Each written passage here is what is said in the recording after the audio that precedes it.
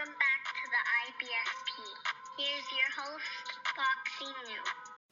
No Bivol Benavidez in 2026. Look, let's break it down honestly and objectively as possible. And Eddie Hearn has came out in an IFL TV interview, and he listed the fights he wants to make in 2026. And among those fights that he's trying to get done in 2026 is Dimitri Bivol versus Jai Opetaia. Now, that's obviously a career-defining fight, moving up in weight, fighting a killer like Jai Opetaia. I have no problem with the fight itself. The problem is the timing that I have an issue with. I mean, you see, Dimitri Bivol is the number one fighter at 175 pounds.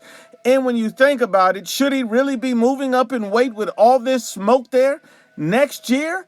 It doesn't make sense to me. I mean, think about it. Dimitri Bivol, this man just recently had a back surgery. He's going to be out the rest of this year, and he's going to be available in 2026. Now, the thing is, Dimitri Bivol, I highly doubt he would run into a Jai Opetaia fight, moving up in weight, fighting the number one fighter in the cruiserweight division. I don't think he would do that. I think Dimitri Bivol would at least take a tune-up after a back surgery just to make sure that he's good. That's my personal opinion. I've never seen a fighter have a back surgery, come back and fight a killer in a higher weight class. Typically, you get a back surgery, you get a tune-up next, and, just to get yourself reacclimated. That's what I'm assuming Bivol's going to do. And not only does he need a tune-up after a surgery, this man also has mandatories waiting in the wings. I mean, he has the IBF mandatory that's waiting, and now we also have a WBO mandatory that's going to be due right after that. So it's either Dimitri Bivol's going to start dropping belts,